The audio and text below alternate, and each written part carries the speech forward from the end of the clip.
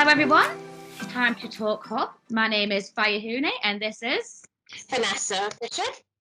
And we are now on episode 4, which is crazy. We had a little bit of a break because everything seems to have gone a little bit hoo-ha with COVID and everything, but this one is about body language. But we're going to start off with some interesting trends that we've seen on social media. And what Vanessa found was unemployment is a major thing going on. So, Vanessa, you take away, darling. Yeah, so I wanted to kind of try and cover a trending news topic that could be linked to mental health. And this week, and especially, there's a lot of emphasis around unemployment, and the Department of Work and Pensions have seen a decline in payroll by, sort of 600,000 payrolls going through, and that's quite a shocking statistic when you really think of it, because that's for every one of those is a person, and I think everything's very unsure, and definitely as the world's going to start opening up again, we are going to start seeing more companies really deciding whether or not they can maintain the level of staffing that they have, with the financial impact that COVID's had on them. So I just wanted to kind of talk a little bit about it, and how, it's, there is stuff out there to support you if you're in that position where, you're finding that you've been made redundant, or the business that you're working for, especially within the hospitality industry at the moment, there's a lot of redundancies. We've just had, in Manchester, we've just had the announcement that Gorilla and the Deaf Institute are going to be closed, which are two iconic sort of places in the Manchester nightlife and entertainment industry, and and so I just wanted to kind of touch a little bit on it and just say, obviously don't feel that you're alone. There is things to do if you're feeling that your mental health has been affected. Make sure you reach out and get the help and support that's out there. Brilliant. Have you got any suggestions of where they could go? What is out there? I think the first thing you need to look at is, obviously, people get, and I know that there is a lot of this sort of, my bills and all of these things, how am I going to live? And I think, a lot of the bigger companies do understand that people are going to be made redundant. So it's really important just to not, rather than bury your head, and that's what I do. I do a lot of that kind of, if I don't think about it, it's not there, but it just gets worse, and then your anxiety gets worse. So, if you do find yourself being made redundant, the best thing I can say is, start ringing round, explain your situation. You will find that a lot of the bigger companies are really sort of flexible. They are there to help and support you, whether they put a freeze on your payments for so many months, and don't kind of feel overwhelmed. And I think once you have that picture of what you need, that's when you can start looking at what support's out there to support you while you were looking for work. I have kind of been keeping an eye on Indeed and kind of looking at sort of the employments, the jobs and things that are happening every week, just to get an idea of whether or not people are still recruiting, and they are, and it may not equal the unemployment, but there is opportunities out there. If you are feeling completely overwhelmed, if there is in particular you think you're going to lose the place where you're going to live, there are some really great charities like Shelter who can negotiate on your behalf, and kind of give you advice, and what people need to realize is that it's not a very cut and dry, somebody can just tell you to move out.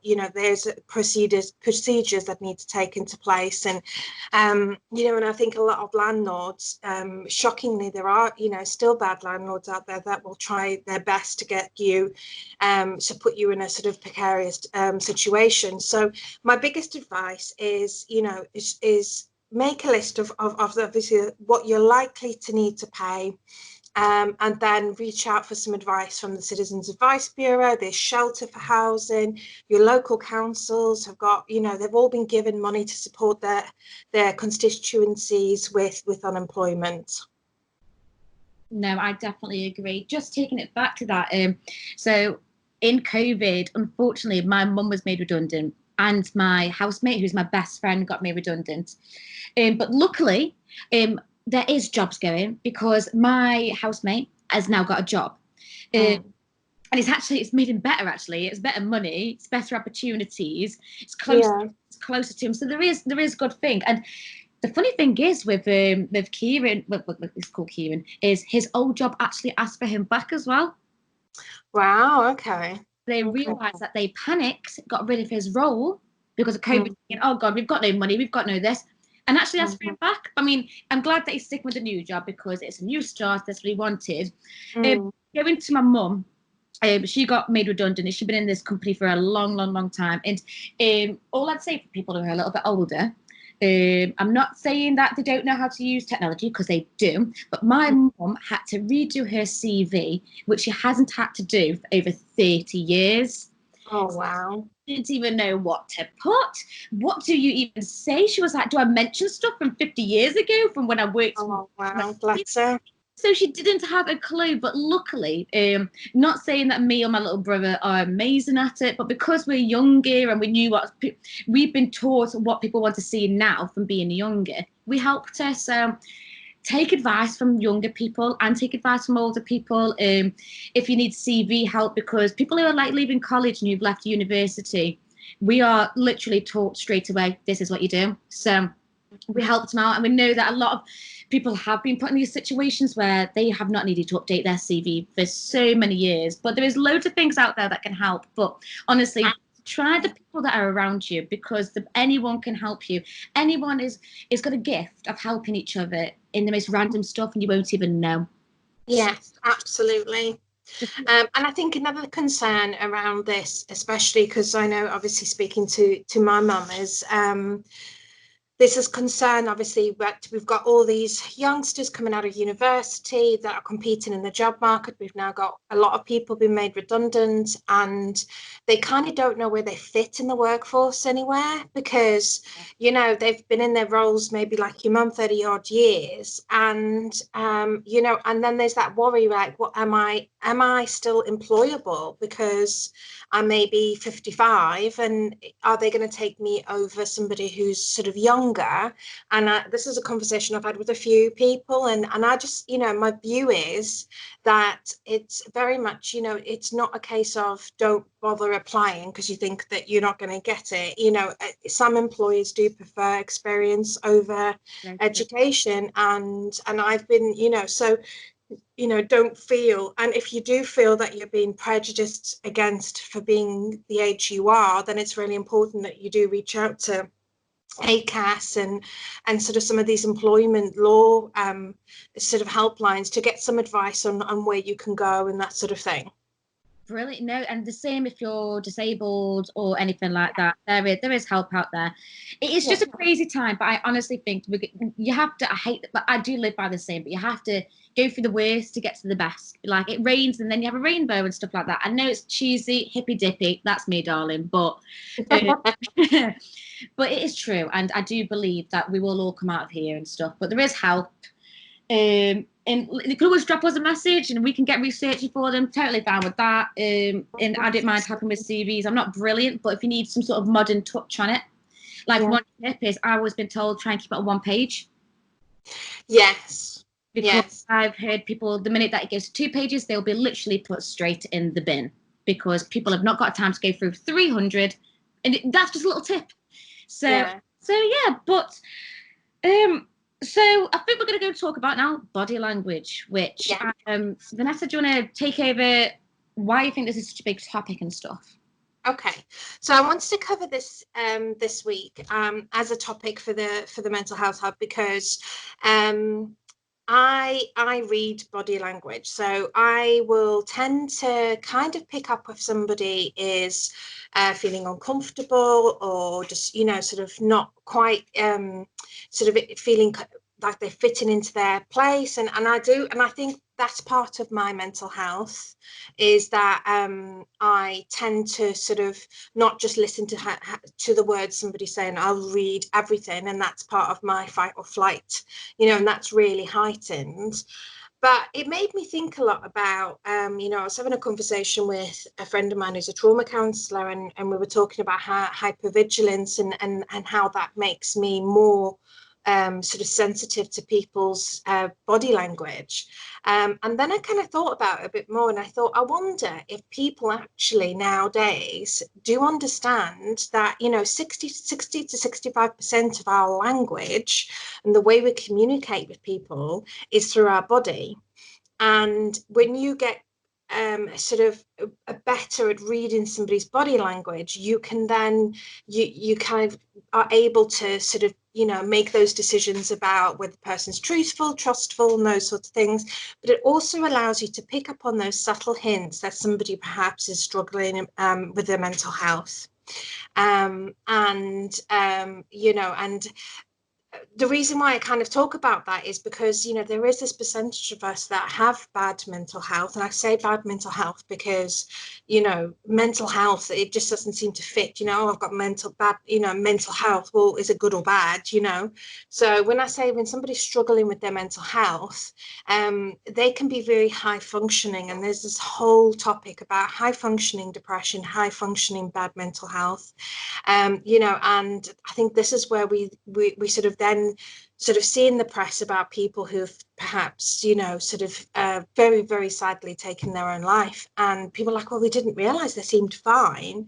And it was like, well, if you'd learn, you know, so I think if we learn to read people's subtle body language, you may have seen the indicators sooner, because even a high functioning person with bad mental health will have certain body language that they won't realize is what they're communicating. So that's why I kind of want to cover body language, because, you know, I'm trying to sort of get people more aware of how people are, you know, using their bodies, because it's a subconscious thing. So even if I'm here saying, oh yeah, I'm having a wonderful weekend and blah blah blah, but actually I'm tapping the table, or I'm fidgeting, or you can see that my breathing's a bit faster. Those are all the kind of things to make you think, well, is that person okay? You know, and that's when you can kind of go, are you sure you're okay? You know, and then you can kind of get those sort of conversations going as to whether that person is okay, or whether they're just putting this front up. And I think especially with men, again, you know, I had a conversation with somebody about mental health within the male population, and, you know, we're still struggling with toxic masculinity and all of this, you know, and I think reading somebody's body language can be very helpful if the men in your life may be suffering with bad mental health. So, you know, I just kind of wanted to cover it, and we can kind of talk about things that we may have noticed, or things that, you know, sort of, so when you go out, or you're meeting people, do you tend to watch their body language? You know, do you make eye contact? How do you sort of communicate with people? So I definitely read body language. I think that you can get a vibe off someone from their body without not even speaking. Do you know what I mean? Because I understand that I'm a very loud human being and very chatty. Sometimes mean that some people can't talk around me because I'm normally just talking for them.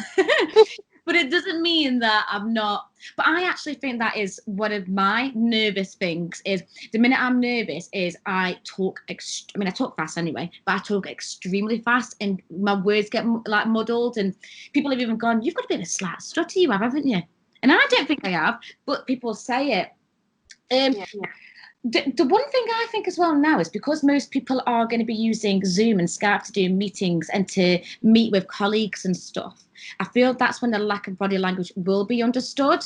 So it'd be good for people to learn about it and adapt it, because I do feel, I'm reading right now here, the eyes are the windows of the soul. And the one thing that everyone always says to me is, Fire, but from your eyes, I can tell what any emotion you're in.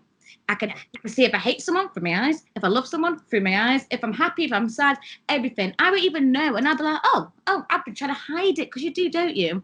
Yeah. But my eyes give away. And they won't even be crying. It's like you can almost see the cry before what's going to happen.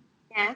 Yeah. I don't know if it's just me, but I do think that you can see depression, in anxiety, in frustration in someone's eyes. Like I know the minute when I look at one of my close friends who I know who struggles, or a family member that I just know is they've always struggled, they've got mental health. They don't even need to say, if I just look in their eyes, and it sounds a bit brutal, but sometimes they can look a bit empty. Yes. Almost like they're not there.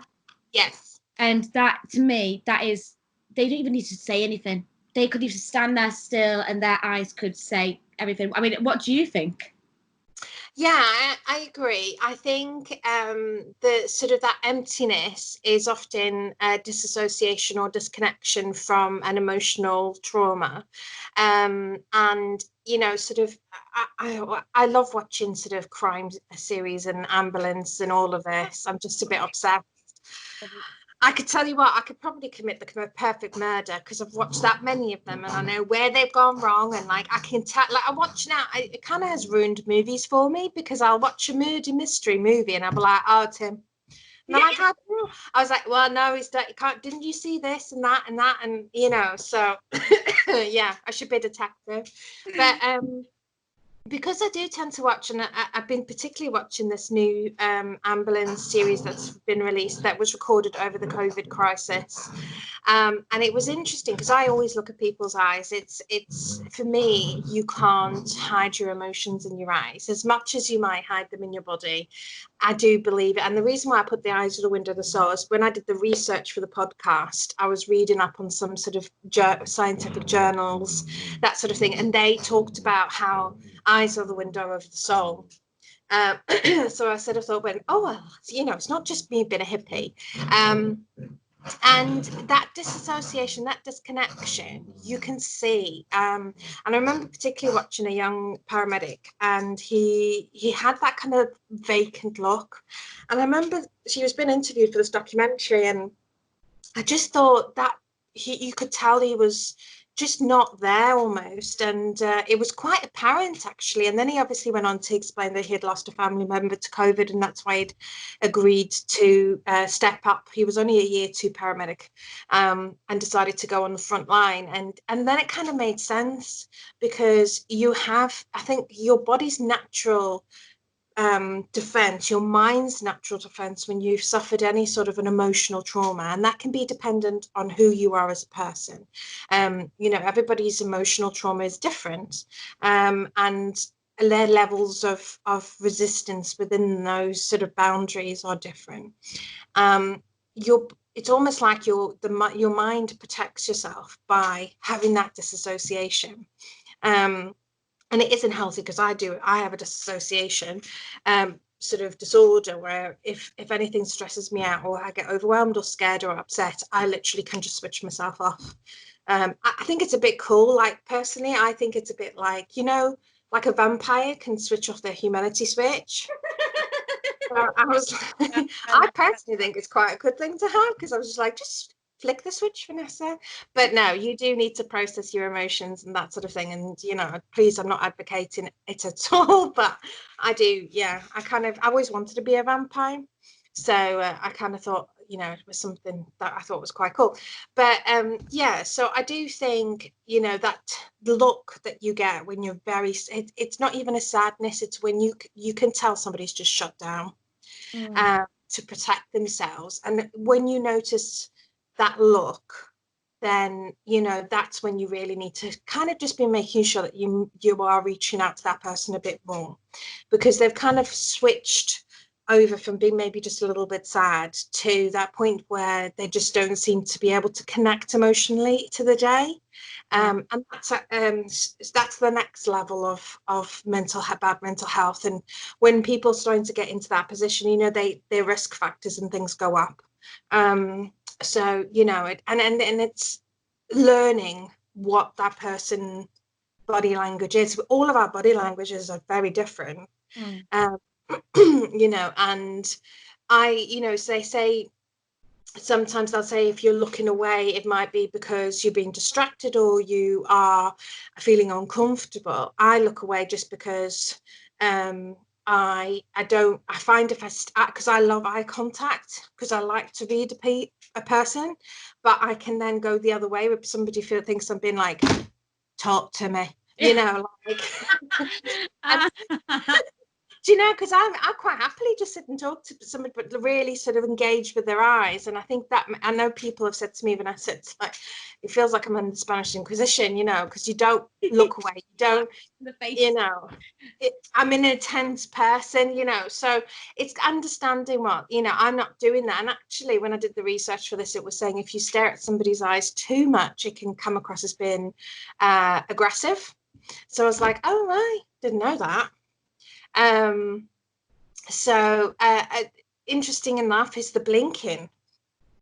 Did you see that about how rapid blinking is a sign of distress? I did think that, but it kind of makes sense because when you're in pain, you sort of blink a lot, don't you? Like, you know, when you sort of reaction is you blink a lot, but then when you think about, you know, when you think of like the older romance, it normally means, oh, hello, come over here. I mean, I've never done that because I think someone be like, I've got something in your eye, but but yeah, I did not think that, to be honest. But yes, know. It does. It's interesting, and I've kind of taken certain things, and I thought I'm going to look out for them now. So, you know, if you do happen to be around somebody who may be a little bit sad or a little bit upset, you know, I'm going to be watching their body language a little bit more and kind of seeing, like, you know, is that for everybody? You know, this is a very broad research, and but I did find. I mean, I know I blink a lot because I'm trying not to cry. Because I'm one of these people that I will cry happy, I will cry sad, I will cry funny. If I laugh too much, I just, you know, the tear ducts have no control at all. Someone told me a saying of that, because their mum was and my mum is. It means that what is it? You were born close to the water, or you're made close to the water. It's like an old saying. I can't really get in touch with this person and ask them to say it because that'd be really, really weird. But it was like there's a lovely little saying, like you're born close to the water, and that's why you cry a lot. I like that. I do like that. So yeah, that's why I blink a lot because I'm like, don't cry, because you know I'll especially that. I know it sounds really weird, but you know the Lloyd's Bank adverts with the horses, the black. The Black Beauty one, mate, that got me as well. Yeah. And every time that they do different ones, I'll watch it. I'll be like, that's so fucking beautiful for a bank. And it was sort of teary. I'm gonna go and put my money in that bank, sorted. That's how they get you. You think you're gonna get a horse out of it, but you're not. Oh no, I get that. Do you know what I had the other day? So I went out Nottingham this weekend, and my friend said, Fyer, you stare at people without knowing. And he went to me, he was like, have you got ADHD? And I was like, I'm going to be honest, everyone thinks I have. But he's like, you'll talk and you'll just go into your own little world and just completely stare. But he says, but it almost looks rude. And he knows I'm not rude because he knows that I'm not like that at all. But I didn't even notice. And then now, I've kind of noticed that I do it and I'm trying to stop, but then the more, and it's like, then you get yourself into a circle, but I didn't. So mine's probably the opposite of like blinking. I literally just go into a gaunt, but stare at someone. I don't know if it's like, if I'm trying to read them or what, but I get very easily distracted. And I think that's also a thing that is, the eyes. Yes. But it's just crazy, but let's move on to the mouth. Yeah, the mouth. Now, I found this really interesting because when they were saying, you know, everybody says if you bite a lip, bite your lip, it's a sign of flirtation. You know, you're flirting with somebody, you find them attractive. But actually, if studies have shown that if somebody is biting their lip quite a lot, it might actually mean that they're feeling worried or they're feeling uncomfortable or fearful. To be honest, I have never bit my lip trying to be seductive because I'd look like a right monk. Oh, I shouldn't say that word. I would look like a right weirdo. Like I really would.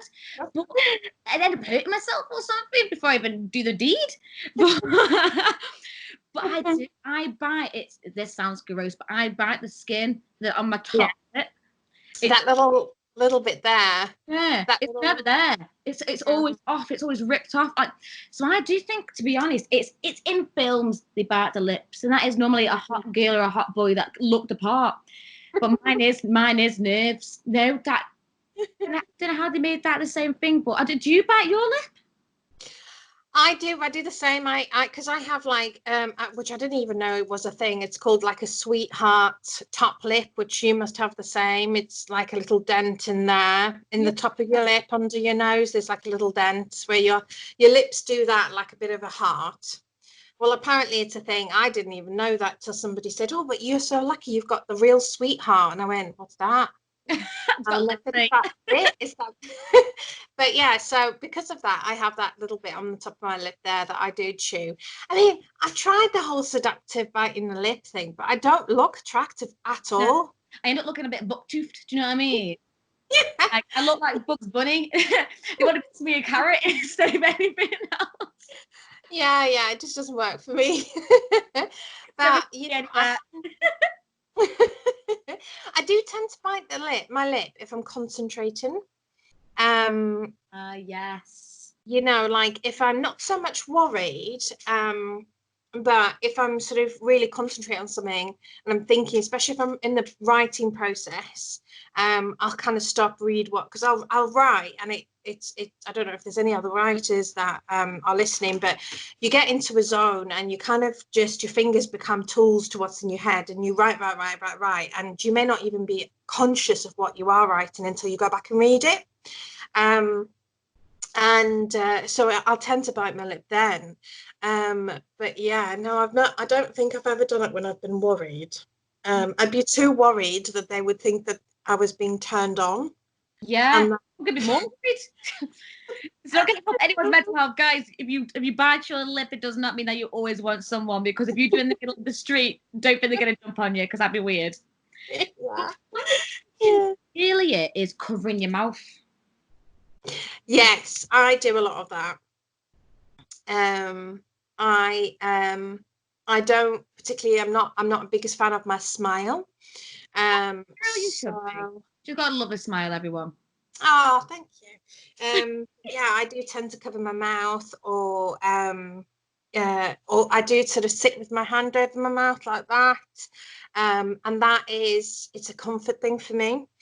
Especially if I'm talking, because I'm conscious. If I'm holding a meeting or a board meeting with somebody, or I'm doing a presentation, I have this really stupid fear that I've got food in my mouth, or I'm gonna sort of say something and spit out half my lunch, you know, and that sort of thing. So I do. Yeah, because we've all had that person at a meeting that's turned around to say something, and a bit of their sandwich just kind of spat across the room, you know. Oh God, you make me tummy turn. But the one thing I am definitely is I'm a bit of a slobberer, because I talk too fast. I'm like, blah, blah, blah, blah. I'm like, oh, sorry. Like a bloody dog. Not good. It's not good. Yeah. Is it anything? What about you? Do you do anything in particular that you know that you do with your mouth? I'm gonna be honest. Mine is talking quick and the slobbering. I know that sounds pathetic, but it is. Like, everyone always. I'm not even joking you. I think every person that I am friends or family members with is always telling me to slow down. Mine is fire. Slow down, because my whole mouth and everything will just give up. But to do my hands is, I am awful. Not for picking my nails, but for the skin around it. Oh no, really? I am literally like, it's ridiculous. Like, my nails are all right. The bleeding, it's a nerve thing, and I get to stages when I know that I won't even know that I'm doing it, and then all of a sudden my skin's halfway down my bloody arm, like peeled off, looking like a zombie. But I feel like a lot of people do that, and I think that's, again, just nerves. I do think that's nerves, or trying to distract yourself, sort of, maybe. I think that can be one thing, or trying to keep yourself busy. I think mine's keeping myself busy again, to be honest. But I know that a lot of people do biting nails. Yes, yeah. I was a prolific nail biter as a kid, and I do remember my grandma saying to me that, oh, if you bite your nails, you know that they're going to grow in your stomach. And because I mean, I used to bite my nails really badly, and now looking back, I'm like, well, if my kids bite their nails, I try and explain to them that obviously it isn't ideal, and work out other coping techniques. I wouldn't like rub pepper on them and all. Oh, I had it all. But you know, that was just, you know, the way it was in the 90s as a kid. You know, you were taught, as if you eat apple seeds, they're going to start growing. Apple tree will grow. And I believed it because I'm very gullible. I really believed that. I remember not sleeping for about a week because I was like, I'm going to turn into a tree. Which now I'm very hippie-ish. I'd be pretty happy with that. I'm like, I am a tree. And the other one was bubble gum. If you swallow your bubble gum, it'll block up your stomach. Yes. I had that. And now I think about it, I'm like, bloody hell, I should not be here. Because I'm in school, you know, you sneak having a chewing gum and the teacher would know that you have it and then you swallow it. Oh my God, I must have swallowed about 20 a day because I was like, I want to be that cool kid chewing gum in class. And then next minute, my poor lungs. I know. So yeah, so people do, they bite their nails. You do get people that pick their fingers. I've also known of people who will pick their skin. And things like that, and those are all sort of, again, those are things that, you know, if you see that as somebody who, you know, does those things to cope with anxiety, and it's more anxiety than anything else. If whatever you're doing is you might subconsciously be feeling anxious about the task that you're doing, or, you know, sort of it is a coping technique, and it's sort of on that really large scale of some of the harmful things that we do to cope with stress and anxiety. And, you know, because, you know, infections and all those sorts of things. But it's like you say, you don't realize you're doing it a lot of the time. And then obviously till you realize that you've hurt yourself. But again, if you sort of start to notice somebody close to you that's doing that more often, then you really are going to want to sort of just double check in with them. And that's what I mean about reading somebody's body language, is understanding that they might not even realize that they feeling anxious until you sit down and have a conversation. And I know that I tend to get physical symptoms of anxiety before I even realize that I am anxious. And then I'll be like, oh, I'm actually quite anxious, because at this point mine is my pulse will race. And then it will get to the point where I actually will get chest pains because my heart is working so much harder. And I'll be like, oh, that'll be what, oh, I'm actually quite anxious, you know, and that sort of thing. So you know, sort of, yeah. So, I mean, obviously we've moved right off the mouth and onto hands and other things, but yeah, covering the mouth is one of the things, certainly is my thing. And obviously it never does me any good near that time of the month because I get spots. Oh, tell me about it. But talking about Josh, I nearly spelled that, nearly said it wrong then. That's my dyslexia. I nearly called it gestures. Gestures. I love that, actually. I was like, no. Gestures. So do you do any of the obvious ones that I'm reading right here, like clenched fists and stuff like that? Like when you're angry? Yes. Yeah. Or I screw my face up when I'm angry. I think my whole body just goes into a little meltdown. I turn into like a pink Hulk. Because I've got like rainbow hair. It's like a rainbow Hulk. I'm like, nah! Have you ever seen, is it called that, what's that cartoon called? Inside Out? Yeah. In your head. My brother said that I am the little red man. Do you know what? I love that film. I do. Yes, I know. Shh, because we're recording. Teddy's telling us that he wants to come up and have a chat. But yeah, so I love it, and I love the bit when he goes, "Don't push the button," and then he goes, the foot is going to go down. The foot is going to go down. And in the movie, and yeah, I'm a little bit like him. My nickname when I get angry is the puffer fish, because do you know what, I can actually really imagine. I literally will go, and I literally just look like, it'd be ridiculous. And I'll puff up about anything, and then once I've deflated, I'm like, actually, there was no reason for me to do that. I said it's the sort of Mediterranean in me. I'm very passionate about very insignificant things. Well, I've got absolutely no excuse, and I always get tired afterwards. I'm like, everyone says I'm like a kettle or a bottle of pop. Like, I'll be completely fine. I'll be like the happiest person in the world, and then, wow, you annoy me. I go up like a gremlin. Like, you know what I mean? Yeah. And then afterwards, I need to go and have a nap. Yeah. It's the same with a good cry. I'm like, oh man, I've knocked myself out. Who needs to go running? All you need to do is have a good cry or get really angry. Guys, don't do that. Go for a run instead. But it's so exhausting. Yeah. But yeah, so is there anything else that you do gestury and like your body wise? Do you know, I actually found this really interesting again because it was the very how things are mean different things in different cultures and different countries. And that, you know, like for example, the OK symbol, which is, you know, 3 fingers up and your 2 fingers in South American countries is actually a vulgar symbol. Oh, also another thing like that is if you put, this might be a myth. Okay, I'm gonna say it, but it might be a myth because it was from high school.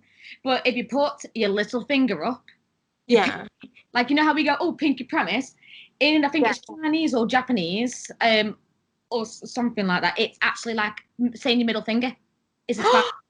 Really? No, and I know, so it's crazy. So what? So if you do the OK symbol in Africa, did you say? In South American countries, so we look Brazil, Rio, those sort of like, well, Brazil and all your South American, Ecuador, those sort of places. It actually is it's like a vulgar sign, like a finger, your middle finger, or which I found was really, because you think about how many people that go there and on holiday, and I wonder how many people have done it because obviously the language. Like, get out of here, you dirty animal. Yeah. So I do think I found that really, really. I mean, I don't tend to use very many sort of gestures. I'm a talker with my hands, as you'll know, because obviously when we record these, we do this on video, and I'll do this a lot, and then a lot of the time, very hands gestury. Sometimes I think people must think me and you trying to do the YMCA dance and telling you. I've been in meetings where people have said, please don't use all those, like it looks like you're trying to direct an aeroplane, you know. And but yeah, I am very expressionate in the way I talk, but I try not use symbols because I just feel really awkward doing them, you know, like peace and all of these things. So but yeah, and obviously the peace sign or the victory sign in some countries is in the UK and in Australia apparently is an offensive sign if we turn it the other way around. That's crazy. That I was just reading that going how peace and then it's the other way, it's basically FU. Like it's crazy how the same symbol turned over, it means something worse. Yeah, but in other countries, regardless of how you do it, it's not seen as offensive. Well, that's nice. England always has to make things a little bit more difficult, don't they? Stuff. They just like to keep it a bit complicated, so then everyone struggles a bit harder. Jesus, but no, I definitely it is crazy because I like doing the peace symbol because I love the picture of forgot his name. John Legend, John Lennon. No, not John Lennon. Oh God, this is awful. This is my history. Charles, what's his name? President of World War II. Prime Minister, I mean. Oh, bloody hell. Winston Churchill. There we go. What is going on with my brain? I'm telling you, everything I do at the moment, there you go. That's me getting distracted. I can't even. I was trying to think of Churchill. I don't know what I was trying to think of, but Winston Churchill, the picture of him doing it. Actually, he's doing it the wrong way, isn't he? But it means it in the victory. I'm sure it's only recently that V symbol had turned. Yeah, crazy. Crazy. Anyway, let's go to arms and legs. Yeah, so this is covering more sort of people's actual body language. I mean, you know, sort of gestures and face sort of changes in their face, eyes, mouth are very subtle, but actually arms and legs and actual body posture is something that should be quite easy to read on somebody. So I mean, they're saying that obviously crossed arms can be defensive, can should mean that you're closed off, you're protecting yourself. I do that a comfort. Like, you know, when you just got your arms. Oh, yeah. It's comfy. Like, I cross my legs because it's comfy. I don't mean if I cross my arms every time that I want to have a fight, my body beat. Well, I mean, it would just be weird. Sometimes I think these can be overly done. Do you know what I mean? Like, I don't crossed arms. I don't look at someone and go, oh my God, they want to fight with me. No, I think to myself, they're probably just there comfy. Do you know what I mean? But I did it. That's just my personal opinion. No, absolutely. And I think when I started sort of writing this list, I thought, God, this is quite an old study. It must be quite an old study, because obviously we as people have become a little bit more sort of like, we do some of these things out of habit rather than using it to as a body language sort of sign. But I think it's very much a case of, you know, the whole person's body. So if somebody stood chilled out, relaxed with their arms crossed, it's not likely that they're going to be feeling defensive or aggressive. But if they change their stance, so they stood, back is up straight, legs are apart, body is forward, and you can read in their face that they seem to be frustrated. So it's the whole package, you know. And I think that was what I'm trying to sort of get to. It's not just one thing when it comes to your body, because, you know, you can misinterpret somebody's body language, and I do think sometimes and I'm not going to go into it because, you know, I don't want to cover political things, but I do think sometimes the misinterpretation of somebody's body language can lead to a more sort of hands-on police approach. Oh yes, okay, I know where you're going with this, and I agree. So I think maybe, you know, there needs to be this. This is one of the reasons also why I wanted to do this particular thing about body language is it's just that, you know, obviously, you know, I think we need to, you know, just learn to read the whole package rather than taking things into account. I'm so sorry, everybody. Teddy's decided to have a moment. I think I'm agreeing with you, to be honest. Yes, he is. So I think that was when I started doing the research. I was like, you know, and obviously because I do watch a lot of various shows and things, I do feel that it is one of the things that, you know, is often misinterpreted and can lead to an escalation very quickly. But yeah, so what do you think? Well, I know that I am a complete fidgeter. I really am a fidgeter, in wafting my arms around and stuff. But I don't know if that's just out of habit, like we said. I do think it's my nerves, and I do think I've just got a lot of energy all the time. Like the only time I stop moving is basically in bed, and that's why I mean that's why I go to bed so early as well. Like I wake up so early and I go to bed so early because my body's like, and you're done. Yes. I am a foot wiggler, tapper, hands moving and everything. But I just, again, I don't know if that is because I'm just an energetic person, but I do think sometimes it could be many things. Do you know what's awful though? I never really look at myself. I just look at other people. I know when I do and don't really work on, okay, well, I want to sort that out. I'm more like a wanting to help other people. Yeah. So, but the minute that I see someone shaking I've got a lot of friends. I've got a specific friend who really moves his leg, like shakes it. Yeah. Like, yeah. Really, like, I remember once we went out for a meal together and he shaked it that much that the table nearly fell over. Oh no. We had drinks and I was like, I'm not gonna say the guy's name just for privacy reasons. And I was just like, yeah, are you okay? Like, and he's like, yeah, it is a bad habit of his. However, I do know it's nerves as well. Yeah. And I'm gonna be honest, when you tell someone you're doing it, yeah, you made them notice it, but it doesn't mean they're gonna stop, because the only thing I'm gonna say is if you're gonna make the person stop doing it, it's gonna make them feel uncomfortable even more. Yeah. You can help them slow it down and get a bit more used to it. But if you tell someone, stop moving your leg, the more they're going to want to do it, because the minute you say to someone, don't do it, they want to do it more. Mm-hmm. And also, if that's their coping mechanism, if you're taking that away from them, they're only going to feel worse and they'll end up doing something else that might be even more distracting and stuff. So it's to work with that person in trying to help them notice and maybe slow it a bit down. Because I don't think you can always, like me and you about hands, we are always going to do it. Someone might have said, oh, don't do it as much, so you'll probably do it a bit smaller. Do you know what I mean? But you can't, if that's how the person is, you've got to work with it and just adapt it so it's a bit more workable for them. Do you know what I mean?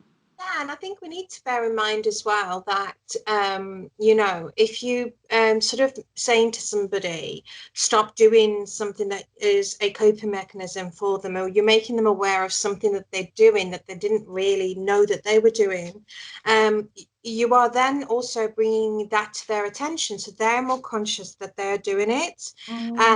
And that then will raise their levels of anxiety even more, because now they're conscious that they're doing it and it's annoying you. So I think we just need to kind of, as a society, become a little bit more aware of how we are interacting with people, and this, you know, sort of percentage of us now that are going to have a level of anxiety and stuff. You know, I am really, I do find, for me, the worst, like if I'm watching something, I have to sit still.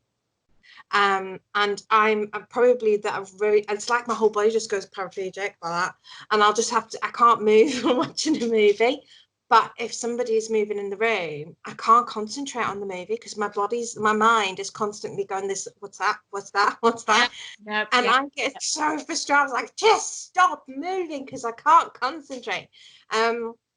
But you know, I would never say it to somebody if I didn't know them well enough. But you know, and you might find as well, and I think this is also one of the reasons why a lot of people tend to self-medicate, is if they feel that sort of their sort of coping mechanisms and twerks and quirks is causing other people annoyance, then they might start drinking more, because they'll be like, well, they're now getting more anxious, and so, you know, like you were saying, they'll look for something else, and you know, and it's kind of just then makes everybody feel just a little bit uncomfortable, because they might get poorly, or then you're now worried about them getting home, and that might just be my overthinking mind. But no, definitely. I had a friend actually who got in touch with me saying that it's their birthday coming up, and they're not doing a big party. They're going to do like one-to-ones with people, like, oh, I'm going to meet each person separately and have a nice time, and just because they said that they drink because it's their way of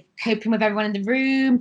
They can be the person that people want them to be. They can be more fun, and then they're not themselves. So no, I completely agree with you that you've got to and it's good that that person has noticed it, and I thought it was a brilliant idea. We're all just gonna have a one-to-one like little birthday thing, but I think that what you've just said is true. Like, you've got to there's always ways to help, and it's just helping in the right way. Yeah, you know, and if something is annoying you, or, you know, for me, if I notice somebody like your friend that, you know, his legs going, it's more a case of trying to make him feel more calm and more, you know, sort of, rather than pointing it out, and almost, it's almost that it's that embarrassment, like, are you all right? Why? Because your legs keep moving, and then maybe everybody looks, and so it's just kind of a case of, right, what can I do to sort of make them feel a little bit more comfortable, and I have before now, if I, you know, when I've had friends that have done something like that, I've actually just gone and put my hand on their knee. That's what I did personally. I was like, and then he did feel a bit better, and I think it was, it can be that he's just a bit nervous and stuff. But no, I definitely think that it's drawing their attention to it without making it a big thing, you know, and then he'll be like, oh shit, I didn't realize I was doing that, and you know, but it's not making him feel more anxious and uncomfortable. So yeah, you know, I think we've covered quite a bit. I think the last bit really is personal space. Now, I love this one, because what would you say is a comfortable personal space for you, and an uncomfortable personal space? Oh, man, where have you gone, Vanessa? I'm coming back. I'm just getting the charger. I was like, was that a cue for me to talk?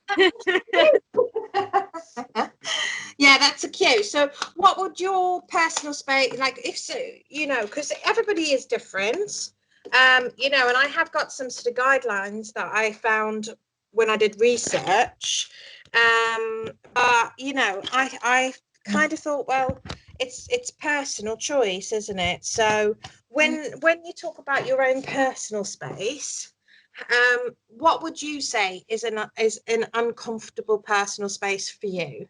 Wow, I'm quite quite a loving. I'm very loving and very I like people being close to me. I really. Yeah. It's just depending on how much I know them. If I know them, mate, you could be bloody sitting on my knee and I would not care. Like, I love it. I love being around people and stuff. However, if I am with a stranger or if I can feel that someone's angry, or making me uncomfortable, I do not want you close to me. And there is the bubble. I have got the bubble, which is basically my arm's distance away. Like, you know, when you're in school and you do like stick in the mud and everything, you put your arms out. That to me is, okay, don't get in here. But apart from that, I'm not that bothered. Like, I've never been that. I think it's because I'm brought up with a family that you all get in each other's space and stuff like that. Not in a bad way, just we're very, very close. And my friends were very, very close like that too. However, I do think it's when it's strangers, and mainly this is really good topical because of social distancing.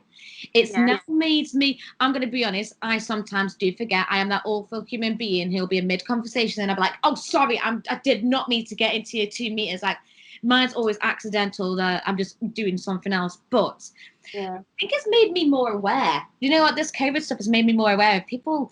And I think people are going to take this 2 meter rule for a long time. I think this will be going on for maybe a year or something. I feel like some people are going to be taking this to don't come near me for a long time until they feel comfortable.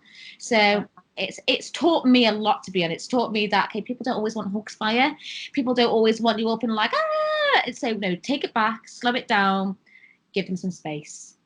Absolutely. I think personal space is, is something that is very dependent on the person. And I think you should be in tune with understanding that. So my personal intimate space is what they call it. There's 4 levels. Research and scientifically, they kind of collected into 4 things. So you've got your intimate space, which is the space that you would have with your partner or your children or your mum and your dad when you give them a hug, that sort of thing. You've got your personal distance, which is your friends or family members that you're not sort of that aunties, uncles, cousins, that sort of thing. And then you've got social distance, which is 4 to 12 feet, and that is more sort of acquaintances and co-workers. And then you've got your public distance, which is 12 to 25 feet.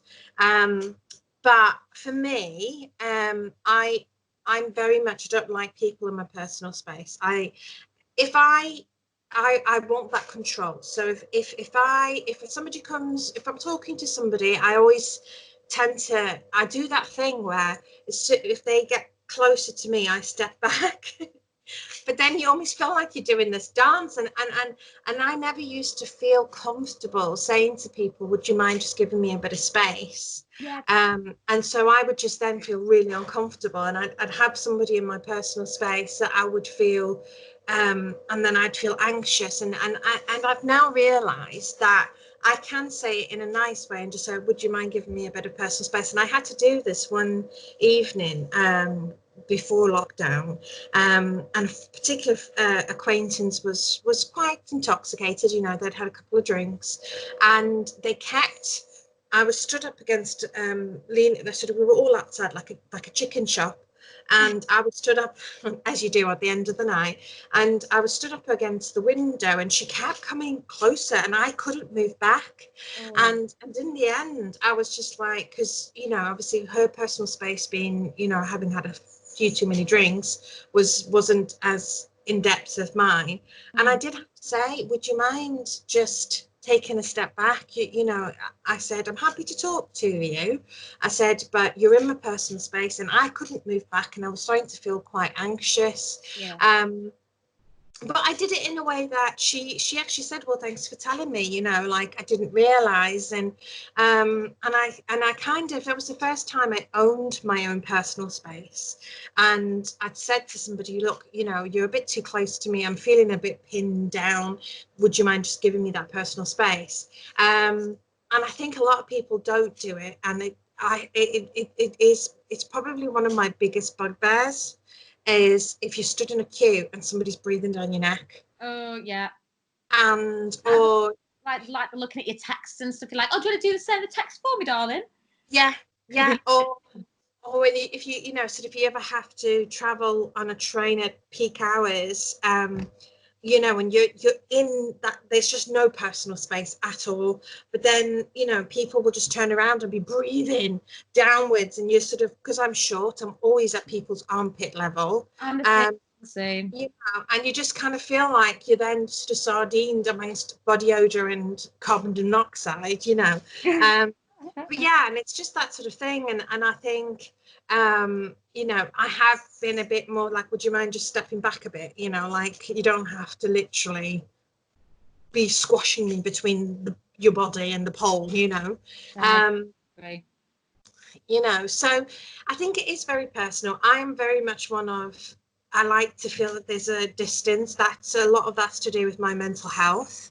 I like to feel that if I needed to get away, or if I felt threatened, that I had enough time to react.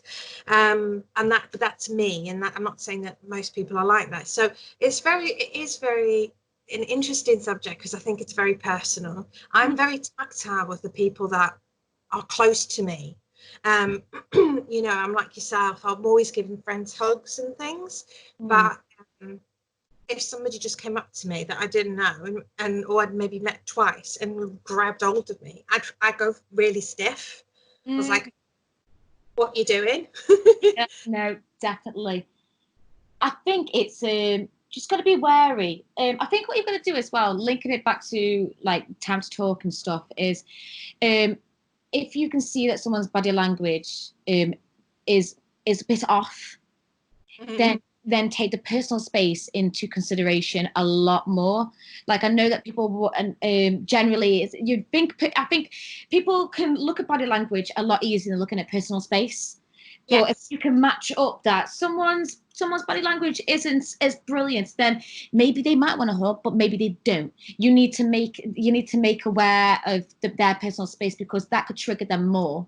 So if you can see that they're fidgety, and they're nervous, maybe they do want you to be a bit closer, but maybe they don't. So it's just it's looking at it and rushing into going closer or moving back. Just take a minute to think of if you were that person. Do you know what I mean?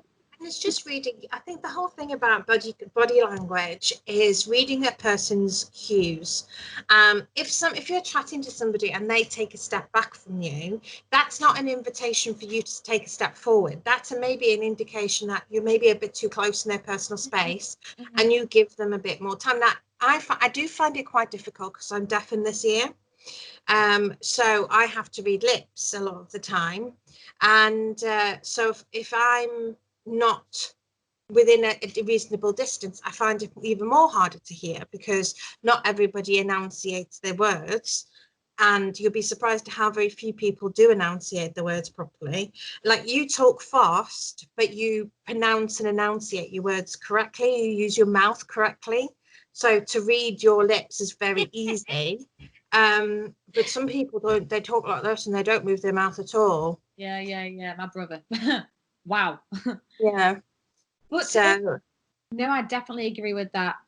So I think we've come to an end now. we have, yes. All I wanted to say is also, quick thing, personal space. Remember COVID, everyone, please do think about that. This is a major thing. Yes, we don't want a second wave, as bad as they say. And I just want to say a huge thank you to you, Vanessa, for this one. It's lovely to be back. It's lovely to be back, so we'll try and be a bit more on it. Yeah. And Vanessa, I think you should do what we always do on, is how can we get in touch with Time to Talk and stuff? Yes, so I just want to, just quickly, our next topic that we're going to cover is This Is My Truth. And because I didn't want to have every episode about, talking about a specific thing. And actually what I'm wanting to focus on is some stories of overcoming bad days and bad times, and sort of speaking to other people and just getting a feeling of what other people are doing to help their mental health and that sort of thing. And also to raise awareness that, you know, having your truth, being honest, living your truth and looking for the right recovery in mental health is nothing to be ashamed of.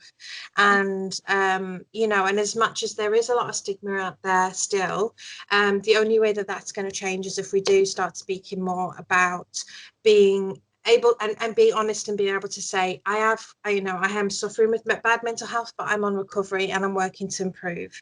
I am hoping to get a guest for our next episode, and his name is Tom, and he is a TV presenter, and he's called Tom Talks Truth. And he was very keen to get involved and talk about his mental health journey. So hopefully we can get him on board for the next episode and take it from there. But yeah, so Time to Talk Mental Health is we're still running the advocacy service. So if you are in a place where you've been referred into the mental health system and you just feel that nobody's there to help and support you, feel like you're getting worse or things are getting worse, you can reach us on Facebook, you can email us, you can give us a ring, you can message us on Facebook, we're on Instagram, and there's, you know, we're available on all the platforms, and as soon as we get anything, or you just, even if you just drop us a message to say, can somebody give me a call, we will reach out and we can work with you with your local charities in your area to get you the support you need. Brilliant. So we will link all the information to this as well, as we always do. You can get us on Twitter, Instagram and Facebook. So please do get in touch. You can get in touch with me privately, Fyer-Huné, or Vanessa Fisher. It's completely up to you. But I want to say a huge thank you. It's been lovely speaking to you all again, and lovely Vanessa. But yeah, so that's bye from me. Bye. Yes, have a good week, everybody.